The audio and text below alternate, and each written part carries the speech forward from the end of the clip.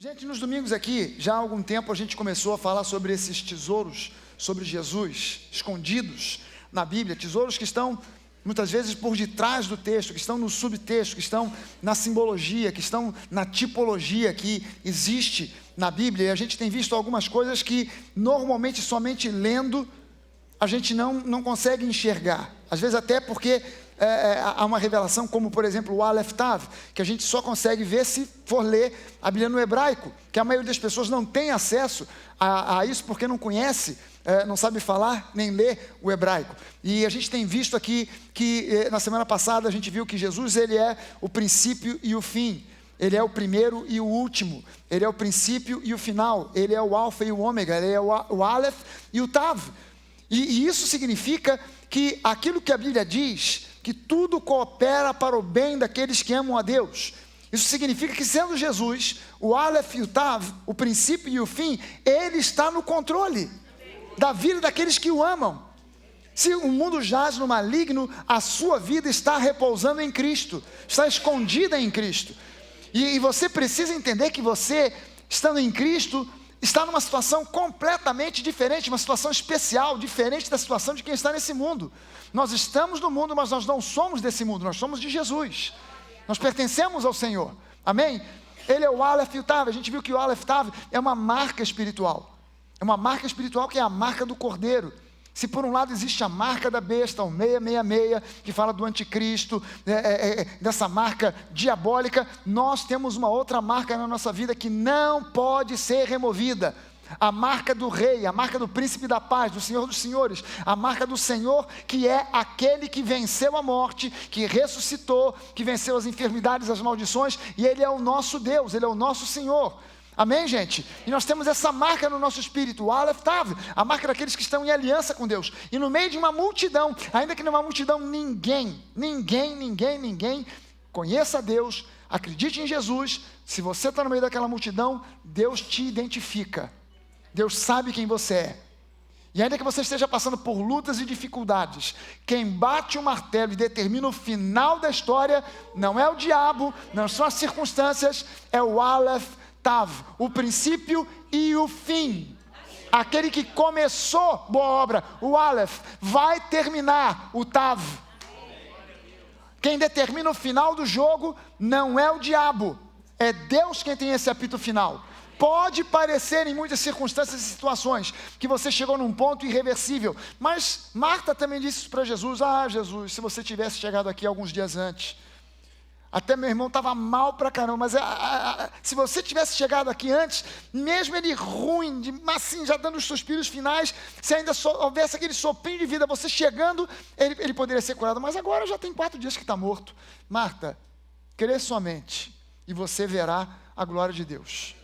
E até para a morte, Jesus conseguiu encontrar saída. Parecia que já tinha sido batido no martelo final, não parecia? Parecia que o apito final do jogo já tinha sido apitado. Mas Jesus foi lá e ressuscitou o morto. Então, entenda o seguinte, ele é o Aleph Tav. Quem dá o final da história é ele, não é o inferno, não é o diabo, não é a política, não são as circunstâncias, é ele. Amém, gente? E em especial na sua vida. Amém? Hoje eu quero falar para você um pouquinho sobre o calendário judaico. Talvez no início, pelo que eu vi no primeiro culto, talvez no início você fique um pouco assim, presta bastante atenção, porque talvez você fique um pouco confuso, mas eu vou tentar desfazer toda a confusão, para tentar fazer você ficar bem esclarecido sobre como funciona o calendário judaico, para você entender que esse calendário, ele é um calendário específico e especial, porque o calendário judaico, ele é um calendário profético. Ele é um calendário peculiar, porque não é um calendário feito simplesmente para marcar dia e noite, para marcar estações, primavera, verão, outono, inverno, para marcar dias de feriado, para marcar o início e o final do ano. O calendário judaico, ele é um calendário peculiar porque ele é um calendário profético. É a grande peculiaridade do calendário judaico. Ele é um calendário profético. O nosso calendário, ele se chama calendário gregoriano, porque é um calendário que foi estabelecido na época de um papa chamado Gregório, então ficou conhecido como um calendário gregoriano, e o nosso calendário gregoriano é um calendário solar, ele se guia pelo sol, ele é orientado pelo sol, e é um calendário com 12 meses, com 30, cada um mês desses tem 30 ou 31 dias, vai alternando. Isso é o calendário gregoriano. O calendário judaico, ele é diferente já de cara, porque ele é um calendário lunar. Enquanto o calendário gregoriano seguia pelo sol, o calendário judaico seguia pela lua. Então, ele é um calendário lunar, e os meses, embora ele também tenha 12 meses, os meses são de 29 e 30 dias. Por que isso? Porque ele não seguia pelo sol, seguia pelos ciclos da lua. Então, como é que o judeu, o calendário judeu, como é que ele determina o início do ano, o princípio do mês? Como é que eles sabem se a lua não tem a mesma precisão do calendário, o calendário lunar não tem a mesma precisão do calendário solar? Bom, os dias no calendário lunar começam à noite, no início da noite. Esse calendário ele já é estabelecido no livro de Gênesis. Se você ler Gênesis capítulo 1, você vai ver que todas as vezes que Deus foi criando o mundo, foi criando o universo, a Bíblia diz assim, então Deus disse, haja luz, houve tarde e manhã, o primeiro dia. Depois Deus disse isso e aquilo, Ele criou isso, aquilo outro. Houve tarde e manhã, o segundo dia. Houve tarde e manhã, o terceiro dia. Ali já Deus vai estabelecendo esse calendário judaico, que começa, o dia no calendário judaico, ele começa quando aparece no céu a primeira estrela. Como esse aparecimento da primeira estrela é uma coisa às vezes meio imprecisa, então para efeitos práticos, o dia judaico começa às 18 horas. Ou seja, para nós, que horas vai começar segunda-feira? Hoje é domingo, que horas começa segunda-feira? A partir da meia-noite. Né? Hoje, quando chegar a meia-noite, vira segunda-feira. Mas para o judeu, segunda-feira começa hoje às 18 horas, 6 horas da tarde. Para eles, o nosso domingo começou ontem, ou hoje, meia-noite, né? Mas andando para trás, virada de sábado para domingo, meia-noite, começou o domingo. Para eles, o domingo já começou às 6 horas da tarde de sábado. E termina hoje, às 6 horas da tarde, de domingo já vira segunda-feira. Então o calendário lunar, ele se rege pela lua, por isso ele é um calendário que foca, o dia começa às 18 horas e termina nas 18 horas do dia seguinte. Ok? É assim que funciona o calendário judaico. O calendário judaico que marca o início de cada mês é a lua nova. Então, lá no tempo de Abraão, como as pessoas não tinham telescópio para olhar para o céu e ver isso e aquilo, eles viam as estrelas, lua, sol, tudo a olho nu, precisava de uma referência. Como é que a gente sabe quando é o início do mês?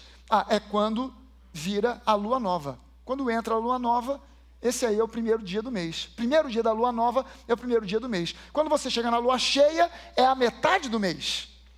E a lua começa a minguar, o mês está terminando. Quando a lua terminou de minguar, começa a lua nova. Então, e a lua nova é só aquele halozinho que aparece em torno da lua, né?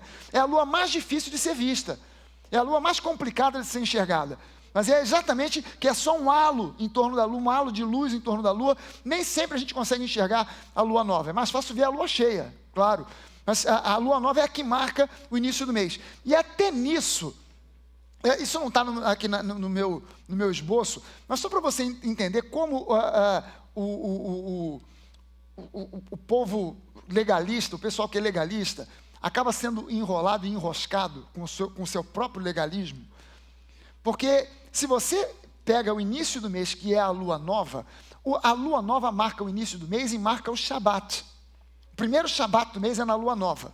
Agora, se você olhar no calendário solar, no nosso calendário gregoriano, às vezes a lua nova começa numa quarta-feira. Ou ela pode estar marcada. Já viu aquelas folhinhas que tem a marcação da lua? Lua nova, lua cheia, lua minguante. Tem gente que usa aquilo para cortar cabelo. Cortar cabelo na lua cheia, que é para o cabelo encher. Não, corta no cabelo minguante que vai ficar careca. E o pior é que tem fundamento mesmo, funciona, mas, enfim, isso é outro papo, é papo para cabeleireiro, não é para mim, não é a minha praia. Mas, se você, peraí, qual é a data de eu cortar cabelo? Deixa eu olhar no calendário, você vai ver que às vezes a lua nova começa numa quarta-feira, ou numa segunda, ou numa terça. Aí sabe o que acontece? Como a lua nova marca o início do mês e o início da semana judaica, Se o sujeito diz que o dia de adorar a Deus é o sábado, porque o sábado é o sábado, os sabatistas, há umas igrejas que a gente chama de sabatistas porque focam na lei e você tem que adorar no sábado, tudo é no sábado, tudo é no sábado. Então qual é o dia de adorar a Deus? Sábado, teria sido ontem, mas no calendário lunar pode ser que ontem não fosse sábado, mas quarta-feira. Então o camarada está adorando no dia errado. Porque ele está adorando segundo o calendário gregoriano, que não é o calendário da lei, o calendário judaico. Ele se embananou todo, se enroscou, quis levar você para o buraco, e você tem que explicar para essa pessoa que o Shabat não é um dia, o sábado não é um dia, o sábado, o Shabat é uma pessoa, é Jesus. Essa frase que Jesus disse, ela desvenda isso. Vinde a mim, todos vós que estáis cansados, sobrecarregados, e eu vos darei descanso. Não é o Shabat que vai te dar descanso, é Jesus que é o descanso. Amém, gente? Amém. Aleluia. Então, o que marca o início de cada mês é a lua nova. Eu coloquei para você ver aqui como funciona o calendário judaico, com todos os seus meses, porque ele também tem uma segunda peculiaridade. O calendário judaico, ele tem um calendário civil e um calendário religioso. O calendário religioso são as festas judaicas que são marcadas no calendário religioso. Aquelas festas que a gente falou aqui, Páscoa, pães asmos, primeiros frutos, Pentecostes, essas festas que foram marcadas pelo próprio Deus, trombetas, tabernáculos, essas festas que foram marcadas pelo próprio Deus, elas foram estabelecidas por Deus dentro de um calendário. E o que marca o início desse calendário religioso é a festa da Páscoa. A Páscoa é a primeira festa do calendário judaico, do calendário religioso, e por ser a primeira festa, lá em Êxodo, quando Deus deu a Moisés a instrução sobre as festas judaicas, ele marcou o mês de Nissan, que é o 7º mês no calendário civil, como sendo o primeiro mês do calendário religioso. Ou seja, como o pessoal do primeiro culto não havia entendido muito bem, eu trouxe uma explicação muito troncha, mas que deu para entender. E a explicação é a seguinte: imagine que o nosso calendário civil vai de janeiro a dezembro, não é isso? Então, em janeiro é o primeiro mês do ano, onde você começa a ver a questão de pagamentos de tributos, imposto de renda, IPVA e aquela coisa toda, é o ano civil. Começa em janeiro, vai até dezembro. Mas o ano religioso começa em julho, o mês 7, que é a festa de São João. O calendário religioso começa em julho. Aí depois tem São Pedro, Santo Antônio, mas as festas religiosas começam em julho. E você vai contando até o próximo mês de julho. É mais ou menos para você conseguir entender essa diferença aqui. Ou seja, os meses são os mesmos do calendário religioso e civil. Primeiro mês do calendário civil. Primeiro mês, o mês. Eu coloquei aqui, nessa coluna aqui, o calendário, o número que aqui corresponde o mês no calendário civil, e na coluna do lado de cá, o mês aqui corresponde, o número aqui corresponde no calendário religioso. Então, o primeiro mês do calendário civil é o mês de Tishri, que é também chamado de Etanim. Então, ele é o primeiro mês. O segundo mês, Reshvan, ou também chamado de Bul. O terceiro mês, Rislev. O quarto mês, Tevet. Mas o ano religioso começa a se contar a partir do mês de Nissan, ou mês de Aviv, ou Abib. É o mês de Nissan, que é o 7º mês do calendário civil, mas que é o primeiro mês do calendário religioso. Deu para entender? Tem alguém enrolado aí? Tudo certo? Caminhando junto comigo? Entendendo? Ok. Então, por que isso? Porque quando instituiu a Páscoa, Deus orientou Moisés para que aquele mês, o mês de Nissan, fosse comemorado como o principal, o primeiro mês do ano. Lá em Êxodo, no capítulo 12, os versículos de 1 e 2, diz assim: disse o Senhor a Moisés e a Arão na terra do Egito: este mês será o principal dos meses e será o primeiro mês do ano. Esse era o mês da Páscoa, quando Deus está dando para Moisés as orientações. Olha, nesse mês em que eu vou trazer a libertação, a morte dos primogênitos no Egito, esse mês será para vocês o primeiro mês, o mês mais importante, o mês principal. É o mês em que vocês vão comemorar sempre a Páscoa, em memória daquilo que vocês receberam no Egito, a libertação da escravidão. Então, a partir disso, a partir do mês de Nissan, aí eu vou dar as outras festas. No mês de Nissan você tem a Páscoa, pães asmos e primeiros frutos, que a gente chama, numa maneira global, de a festa da Páscoa. São 3 dias, mas a gente engloba como se fosse uma festa só. A festa da Páscoa que inclui Páscoa, pães asmos, primeiros frutos. Depois, no meio do ano, tem a festa de Pentecostes e no final do ano você tem a festa dos tabernáculos. Então, esses 2 calendários ainda hoje são seguidos e respeitados em Israel. O mês de Tishri não equivale ao mês de janeiro. Por ser um calendário lunar, ele não anda par e passo com o calendário solar. Ele fica um pouco atrasado. Então ele é um pouco indiferente, porque os meses no calendário gregoriano tem 30 a 31 dias. No calendário judaico tem 29, 30 dias. Então ele acaba defasando um pouco.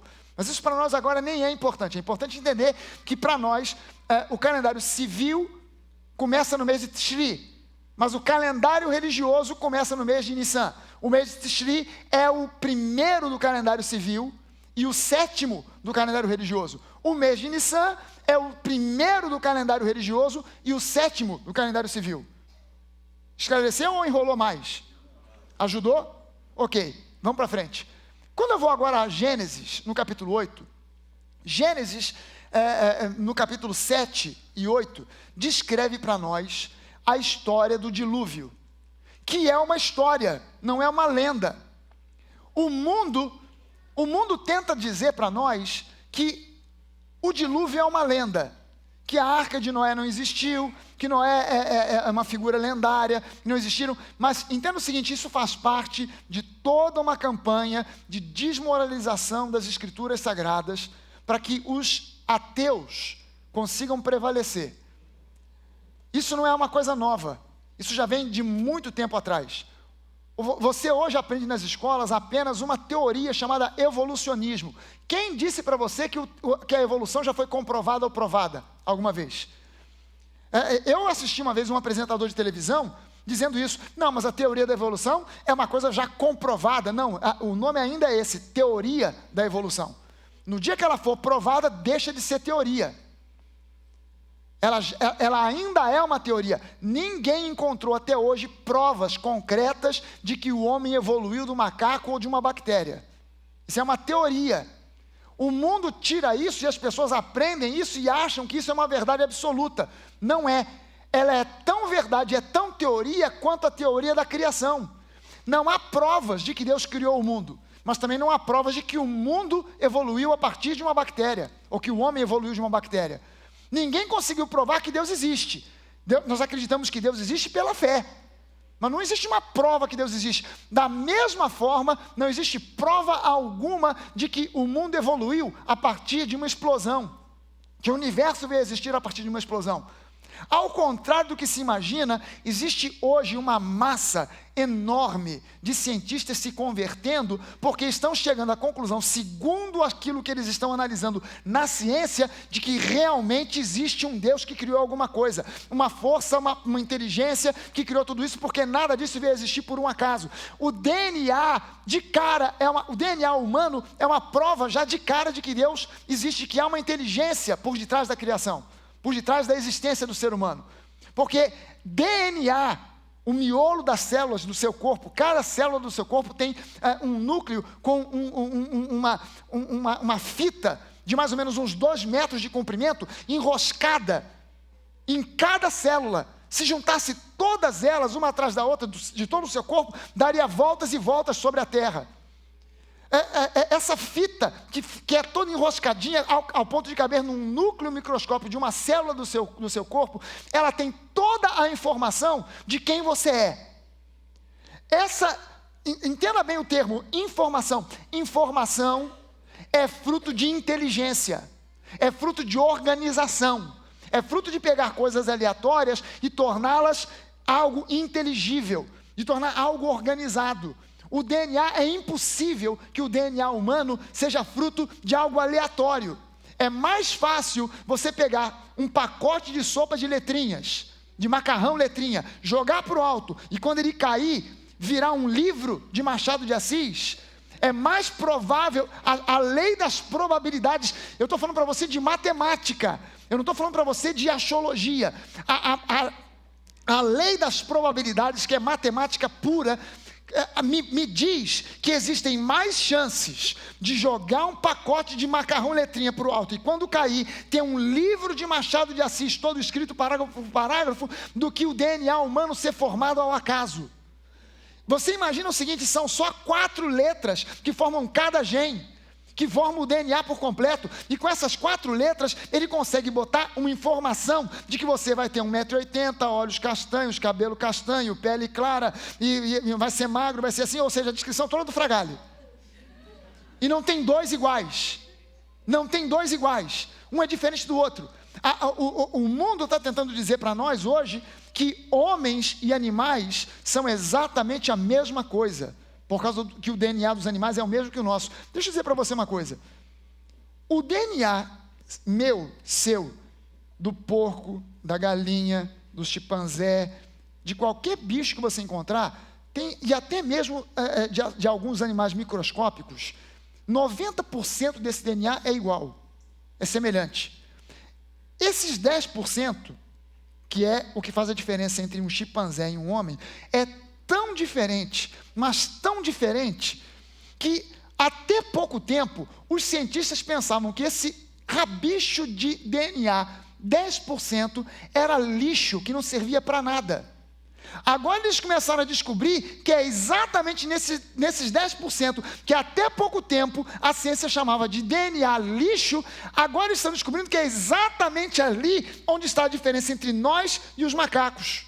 Que ali tem algo que é mais do que biologia, é mais do que simplesmente uma diferença biológica. O homem hoje é o ser que predomina na Terra, não porque ele é simplesmente um ser capaz de cooperar um com o outro, e os chimpanzés não cooperam uns com os outros, é simplesmente, gente, o ser humano, viver e sobreviver na face da Terra, se você olhar isso por uma perspectiva evolucionista apenas, é um absurdo e um contrassenso, porque o que prevalece na teoria evolucionista é que quem sobrevive é o mais forte, e o ser humano é o mais frágil dos seres existentes na face da Terra.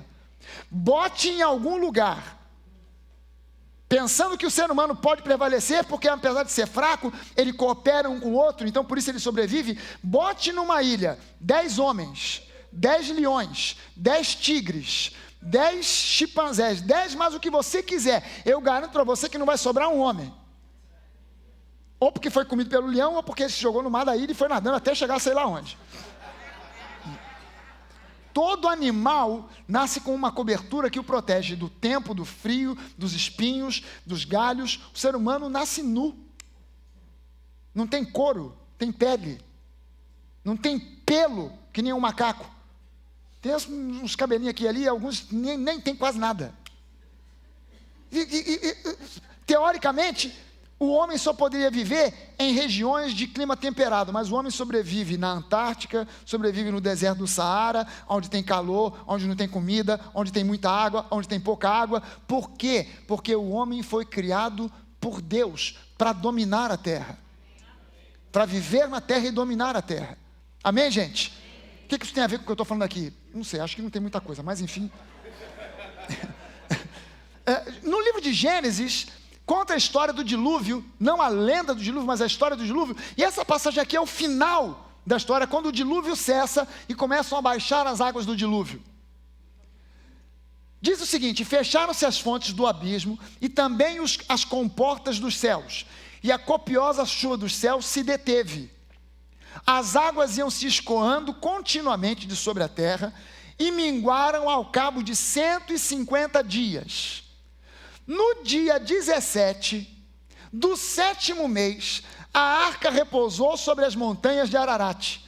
Interessante que Deus colocou aqui, inspirou Moisés, quando escreve isso aqui, a colocar dia, mês e local aonde a arca pousou, aonde a arca aportou, aonde a arca chegou.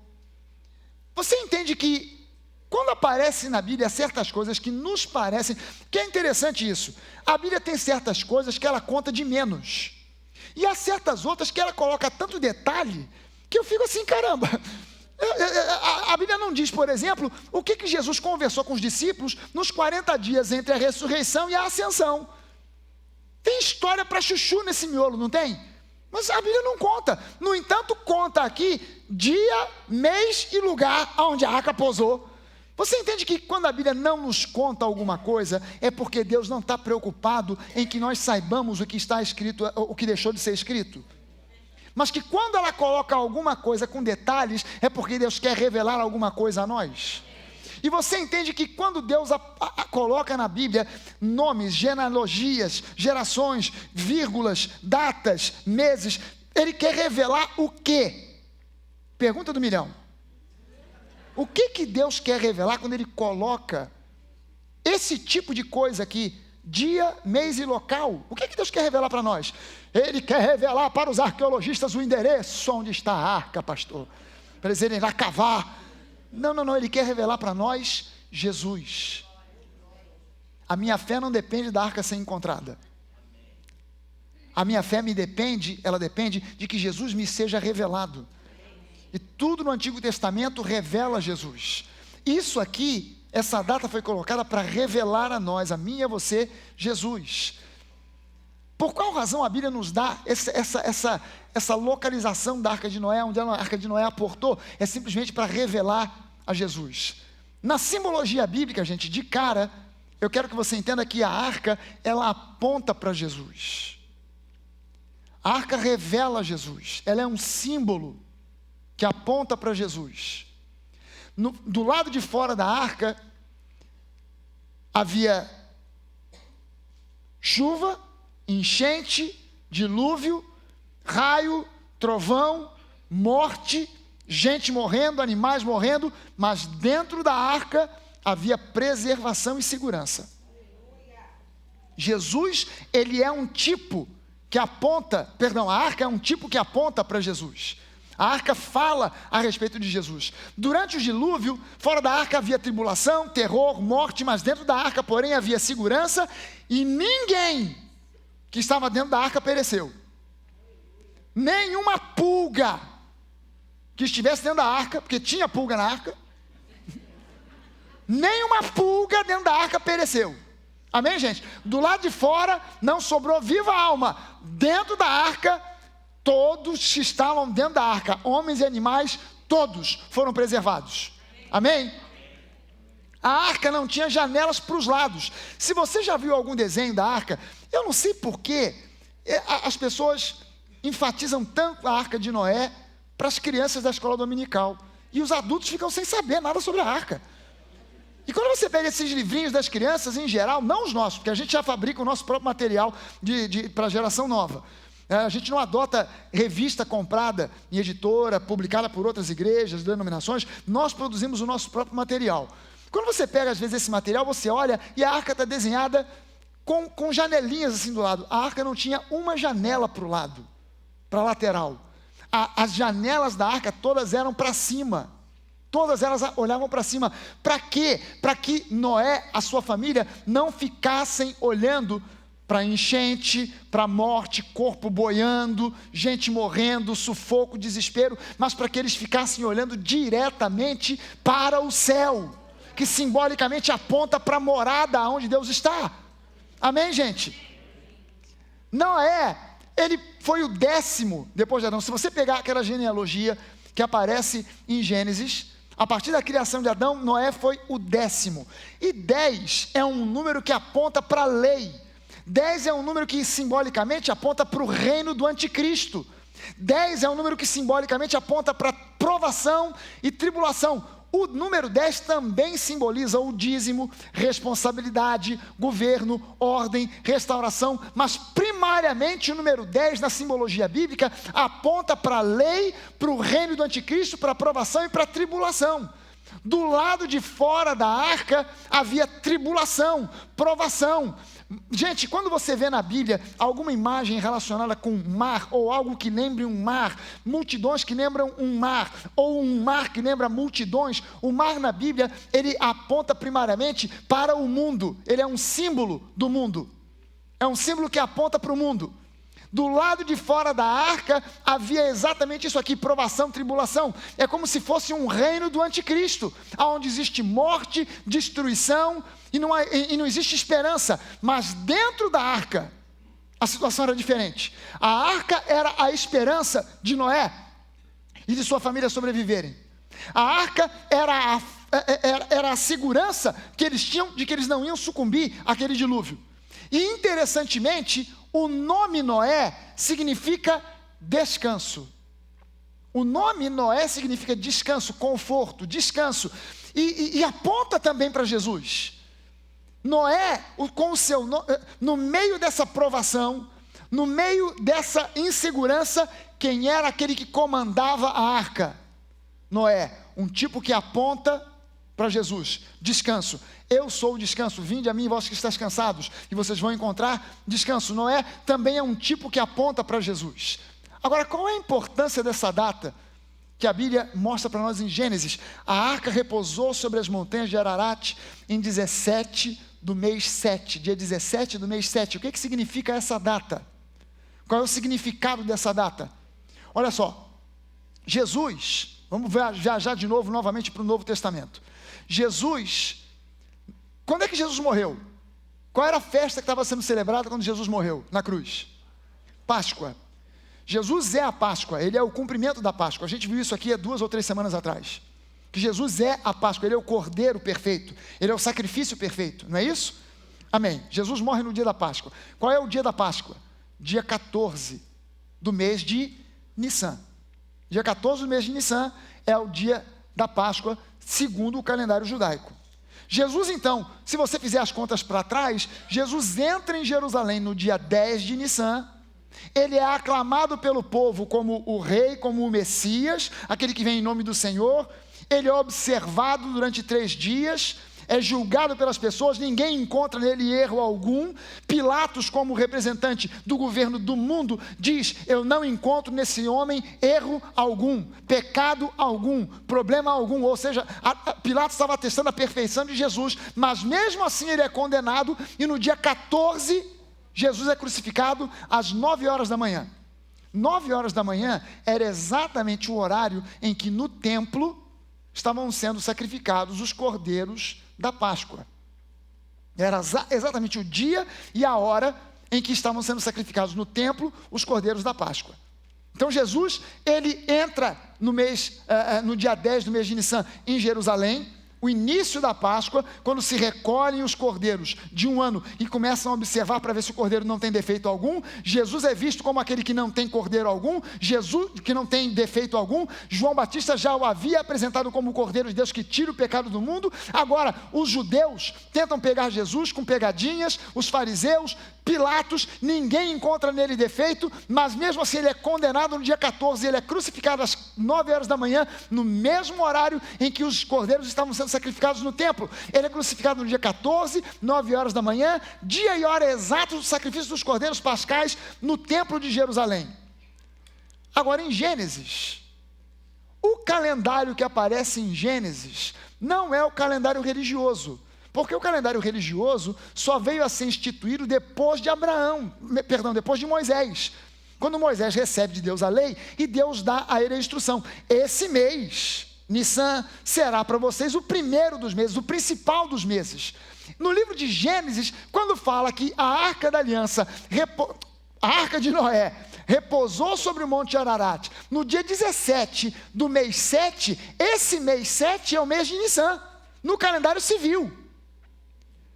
Mas que no calendário religioso virou o primeiro dos meses. Então, quando você olha para esse dia, o dia 17 do mês 7, quando a Arca da Aliança pousou, o calendário que rege a Páscoa é um outro calendário, é o calendário religioso, que só passou a existir a partir de Moisés, com a instituição da Páscoa. Ou seja, se você olhar, você vai ver que o mês de Nissan, no calendário civil, é o mês de número 7. No calendário religioso, ele é o mês de número 1. Quando em Gênesis diz que a Arca da Aliança, a Arca de Noé, no dia 17 do mês 7, pousou sobre o Monte Ararat, está falando sobre o dia 17 do mês de Nissan, ok? No dia 17 do mês de Nissan, a Arca de Noé pousou sobre o Monte Ararat. Que dia 17 é esse? Jesus foi crucificado no dia 14, ressuscitou no terceiro dia. 14 mais 3, 17, ou seja, a arca de Noé repousou sobre o Monte Ararat no exato dia em que Jesus ressuscitou de entre os mortos. E interessante é que o nome, eu botei destacado ali o mês de Nissan, para você ver que ele é o 7º mês do calendário civil, mas é o primeiro do mês religioso, do calendário religioso. Jesus, ele morre no dia 14, ressuscita no 3º dia, que é o dia 17, o mesmo dia. E interessante que Jesus então ressuscitou no mesmo dia, no exato dia em que a arca de Noé, que é um tipo de Jesus, repousou sobre o Monte Ararat. E o nome Ararat significa: a maldição foi quebrada. O nome Ararat significa: a maldição foi quebrada. Gente, Deus não dá ponto sem nó. Deus não faz coisa por acaso. Ele escolhe justamente aquele monte que tinha esse nome. A maldição foi quebrada, e a arca, que representa Jesus, governada por Noé, que era o descanso que aponta para Jesus, ela podia pousar em qualquer outro monte. Tinha monte para tudo quanto é lado no mundo. Deus direcionou aquela arca exatamente para pousar em cima de um monte cujo nome significa: a maldição foi quebrada. O que significa isso? Jesus, na cruz do Calvário, no dia 14, quando ele morre, ele diz: está consumado, ou seja, acabou a maldição foi quebrada. Quem quebra a maldição na sua vida não é unção com óleo, não é a oração do pastor. Quem quebra a maldição na sua vida é a entrada de Jesus. Quando ele chega na sua vida, toda a maldição é quebrada, toda a maldição é removida. Toda a maldição é removida. E a imagem disso já aparece no Antigo Testamento, já aparece lá em Gênesis. Ou seja, essa teologia de maldições hereditárias é de gente que não consegue ler e entender a Bíblia de acordo com a interpretação que o próprio Deus dá, mas que acaba entendendo de acordo com a interpretação dos homens apenas. E eu preciso entender a Bíblia como Deus entende. Quais são as implicações diretas disso? Porque até agora eu falei para você de teologia pura. Deixa eu falar para você de teologia aplicada. Não me adianta saber que 2 mais 2 é igual a 4, se isso não tem aplicação na minha vida do dia a dia. Deixa eu mostrar para você as implicações diretas dessa história toda. Se você está em Cristo, meu irmão, você está na arca. O mar pode se agitar, tempestades, furacões aparecer, mas se você está na arca, você está no lugar de segurança. Não importa o que aconteça nesse mundo, meu irmão, não fique com os olhos nas circunstâncias. A arca não tinha janela para a lateral, a arca só tinha janela para o alto. E o apóstolo Paulo, ele diz que nós precisamos andar, caminhar, firmando o nosso olhar no autor e consumador da nossa fé, Jesus. Amém? Eu não posso andar de acordo com circunstâncias. Se eu fico olhando para as circunstâncias, eu vou tremer, porque as circunstâncias dizem: a inflação está aí, a crise, a recessão, não tem jeito, vai faltar, o desemprego está aumentando, e não tem jeito, e coisa e tal. Não, eu preciso olhar para Jesus. Eu preciso saber que mesmo no meio do dilúvio, mesmo no meio da crise, mesmo no meio do reino de um anticristo, eu estou na arca. Eu estou num lugar de segurança. Eu estou num lugar onde quem está dentro não perece. Amém, gente? Se você está dentro da arca, você não vai perecer. Aleluia! Será que você pode dizer isso para a pessoa que está do seu lado? Profeticamente: meu irmão, você está na arca, você não vai perecer. Aleluia! Segunda coisa: se você está na arca, não fique olhando para o maremoto. Olhe para o alto, de onde vem o teu socorro e a tua segurança. Davi diz isso num dos salmos: eu olho para os montes e eu pergunto para mim mesmo: da onde me virá o socorro? Cara, será que vem de lá, vem do norte, vem do leste, vem do sul, vem do oeste? Será que em algum momento desses vai sair de trás daquela montanha uma cavalaria, a cavalaria do General Custer, para me resgatar? Será que eles vão vir com trombeta nos cavalos? Não, o meu socorro vem do Senhor, que criou cada um dos montes, que criou o céu e a terra. O teu socorro não vem de homens, o teu socorro não vem de empresas, o teu socorro não vem de coisas naturais, o teu socorro vem do Senhor. Deus, Ele usa homens, Ele usa empresas, Ele usa coisas naturais, mas o teu socorro não vem de nada disso, o teu socorro vem dEle. Amém? E você precisa olhar e firmar o seu olhar nele. Aleluia! Quando nós cantamos hoje aqui, estou firmado em Jesus, Ele é a minha força, eu estou firmado em Jesus, ou seja, os meus olhos estão nele, não nas notícias do mundo, nas notícias de corrupção, de desgraça. Tudo isso é real, eu não ignoro nada disso, eu não estou alienado do mundo, mas eu não sou do mundo, amém? Aleluia! Terceira coisa, o comandante da arca era Noé, que significa descanso. O mundo jaz no maligno, mas o seu comandante é o príncipe da paz. Quem governa a arca, quem governava a arca era Noé. Quem governa a sua vida é Jesus.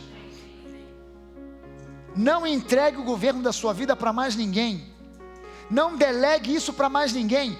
Ele é o Senhor dos senhores, Ele é aquele que está no comando, Ele está no controle de todas as coisas, e em especial da sua vida. Ele é o Aleph e o Tav, o princípio e o fim. Ele é aquele que determina como terminam as coisas. Então você precisa confiar de que o seu final será muito melhor do que o início. Há uma frase no mundo que diz assim: rapaz, quando começa mal, em geral termina mal. Começou mal, vai terminar mal. Não, começou mal, mas se Deus está no controle, vai terminar bem. Porque Deus é especialista em virar jogo, em virar mesa. Deus não vai deixar você ao sabor dos ventos desse mundo. Deus não vai largar você ao sabor das vontades do inferno. O inferno pode aprontar o que quiser. O anticristo pode se manifestar amanhã, tomar conta do mundo e começar a perseguir a igreja. A sua vida está escondida em Cristo e Ele está no controle de todas as coisas da sua vida. Ele toma conta, Ele é o seu comandante e Ele te dará livramento, Ele te dará saída, Ele te abençoará, Ele te fará prosperar, Ele te dará a saída do problema, porque Ele é o teu comandante. Para Ele a gente bate continência, para Ele a gente canta louvores, para Ele a gente dá honra, glória e exaltação, porque Ele é aquele que está no comando da nossa vida. Aleluia. Quarta coisa, eu só coloquei 4. Você que entende mais de Bíblia do que eu, poderia colocar 20. Eu só botei 4. Quarta coisa, a arca de Noé tocou no Monte Ararat no mesmo dia em que Jesus ressuscitou, vencendo a morte e toda a maldição. Então, por favor, nunca mais atribua qualquer problema que você possa estar passando a alguma maldição, alguma coisa do passado. Ah não, isso aqui é porque eu estou pagando o que eu fiz lá atrás. Isso aqui meu irmão, Deus, Ele é especialista em mudar o jogo, e Deus pode entrar em cena, e a Bíblia diz isso, que quando Deus entra em cena, Ele transforma uma videira de uvas bravas em uma videira de uvas nobres. Eu preciso confiar que aquilo que eu estou colhendo hoje não é o fruto daquilo que eu semeei lá atrás. Não. Deus pode mudar a minha colheita a qualquer momento. Eu reconheço, eu olho para trás, eu vejo, caramba, eu semeei cada semente terrível, que caramba, se eu for colher o fruto disso, é o meu fim. Mas Deus, tua misericórdia, tua graça é maior. Tu sabes que eu fiz isso, eu bobeei, eu errei, eu caí, eu escorreguei, eu pequei, ou eu fiz aquilo que não devia, mas o Senhor pode mudar essa história, o Senhor pode mudar essa circunstância, o Senhor pode mudar o desfecho dessa história. Eu confio em Ti, eu coloco nas Tuas mãos. Se você tem esse coração sincero para Deus, Ele vai mudar a tua colheita. Não fique olhando para trás dizendo, mas agora eu tenho que aguentar as consequências. Não, você tem que confiar que Deus pode transformar todo mal em bênção. Todo mal em bênção. Deus transformou na vida de José o mal que foi planejado contra ele em bênçãos. O mal era grande, mas a bênção que Deus trouxe foi enorme. Meu irmão, você tem que olhar para trás e pensar o seguinte: caramba, quanta besteira que eu fiz. Então a bênção que vem por aí é grande. Porque Deus é especialista em virar o jogo. Deus conhece o meu coração. Deus sabe que eu não estou mais naquela que eu já estive. Eu já fui assim, agora eu sou uma nova criatura. Eu já pensei de maneira errada, mas Deus tem renovado a minha mente na sua palavra, e eu hoje sou mais próximo de Jesus do que eu era ontem. A minha colheita será uma colheita abençoada. Será que você pode levantar sua mão e dizer isso? Eu tenho diante de mim uma colheita farta e abençoada, porque Deus é por mim. Aleluia, glória a Deus. Você pode dar uma salva de palmas ao Senhor.